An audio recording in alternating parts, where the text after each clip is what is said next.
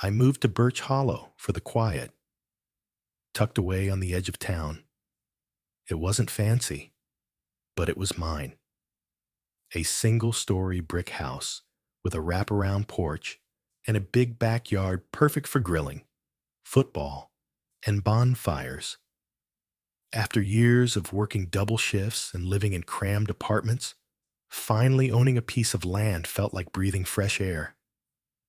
My neighbors were chill, mostly retirees, and a couple of young families trying to get away from city noise.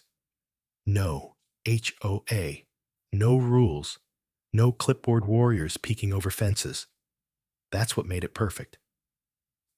So when I threw a backyard BBQ to celebrate my brother coming back from deployment, I didn't think twice. I had the smoker going. Friends were laughing. Kids were chasing each other with water balloons. It was one of those perfect Saturdays where you think, yeah, this is what life's supposed to feel like, until it wasn't. Right as I was flipping burgers and my brother cracked open a beer, a woman marched up my driveway like she owned the block. Tight bun, oversized sunglasses, khaki skirt, and a stack of papers tucked under one arm. "Excuse me?"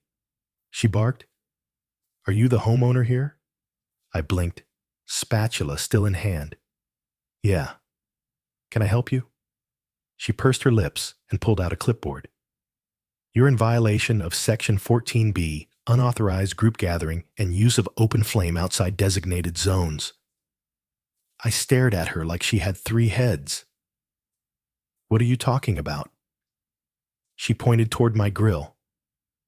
"Barbecues of this size require HOA pre-approval.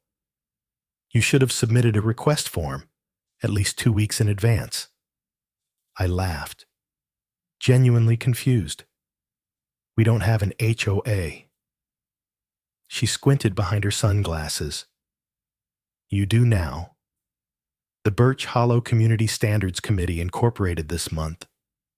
You should have received the welcome packet." "Lady," I said, "I never signed up for anything. I didn't vote on anything. You can't just show up and tell me I'm breaking rules that didn't exist last week."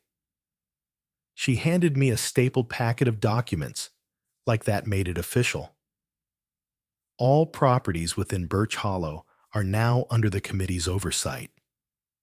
As acting chair, I'm authorized to issue warnings and fines. This is your first and only warning. That's when it started. I thought she was just some nosy neighbor with too much time and a fake badge complex. But over the next few days, it escalated fast. On Monday, I got a $150 fine taped to my door for non-compliant lawn height. My grass was literally 3 inches high. On Tuesday, another notice showed up, this time for unauthorized outdoor furniture. My Adirondack chairs.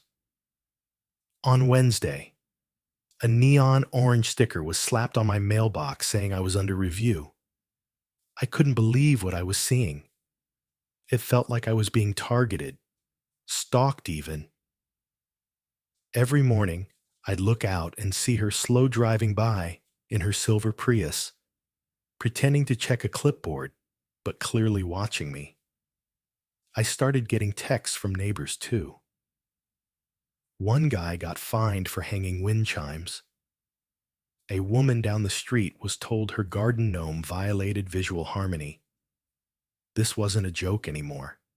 This was control. Plain and simple. I tried reasoning with her. I knocked on her door, asked for a conversation. She refused.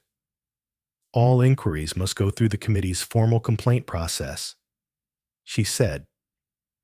But when I asked to see who else was on the committee, she just smiled and said, "It's all in the paperwork." Turns out, the committee was just her. She made the rules, enforced them, and punished anyone who didn't comply. And somehow, she thought she could make it all stick just by putting it on paper. But she picked the wrong guy to bully. See, my best friend Taylor's a zoning attorney, and I called him that night, told him everything. He nearly choked on his drink. Dude, she can't just invent an HOA. That's not how it works.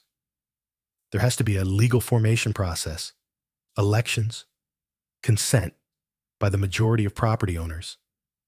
Has any of that happened? No. I said, not even close. Then she's got nothing. Get me whatever she gave you. I'll check the filings. We dug in, and what we found made my jaw drop. She'd filed paperwork with the city.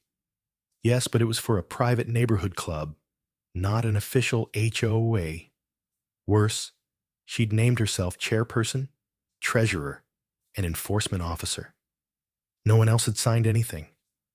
No elections, no legal authority. It was a sham, just a power-hungry neighbor pretending to run the place like a mini dictatorship. Taylor drafted a cease and desist letter, and we hand-delivered it to her. She slammed the door in our faces. The next day, she doubled down. She sent out emails to the entire block saying I was a danger to community values and that residents should report any signs of civil disobedience. I knew then this wasn't just about me. She was trying to take over the whole street, so I fought back. I started knocking on doors, telling neighbors what Taylor found. Most were stunned. Some thought the committee was legit and had been quietly paying the fines out of fear. Others were angry they'd been duped. Together, we formed a real neighborhood coalition, not some fake title, but a group of homeowners standing up for our rights. We collected every notice, every email, every screenshot. Taylor filed a formal complaint with the city, and we submitted a motion to legally invalidate any and all actions by her so-called committee. Then came the tipping point. One of the neighbors, Mr. Daniel's retired postal worker, sweetest guy you'll ever meet, showed up with a USB drive. She emailed this to me by accident. He said, what was on it? Meeting notes from a non-existent committee. They were all written by her. She talked about how to raise fines without drawing city attention, how to pressure homeowners into compliance by threatening liens, how to create consequences without legal entanglements. And then, the bombshell, a recording, her talking to a contractor, offering to pay him with committee funds if he'd install surveillance cameras pointed at problem houses. We sent everything to the city. The investigation launched within 48 hours. She was served a formal order to cease all operations, and it didn't stop there. Turns out, she'd been collecting fines in cash, no receipts, no records, just stuffing envelopes into a locked mailbox on her porch marked Birch Hollow Compliance Payments. When the audit hit, the city found over $14,000 in unreported collections. And because she'd misrepresented herself as an official HOA officer, she was now facing fraud charges. When the sheriff's office finally rolled up to her driveway, most of the neighborhood stood outside, watching from porches and sidewalks. I was sipping sweet tea with Taylor when they walked her out in handcuffs. Her face was blank, no clipboard, no smug smirk, just shock. And I gotta admit, it felt good. Not because I enjoy watching someone fall, but because people like her count on fear and silence. They think no one will fight back. But we did. We stood up, and we won. Now the neighborhood's back to how it was relaxed, neighborly, a little messy in a beautiful way. Kids play in yards again. Folks hang string lights on their patios. And that old garden gnome, he's back in place, sunglasses and all. The best part, We threw another BBQ last weekend, this time bigger than ever. No fines, no clipboard lady lurking behind hedges, no made-up rules. Just the smell of ribs, good people, and freedom. And as the sun set over Birch Hollow, someone raised a toast to the day we grilled our way to victory. Damn right we did.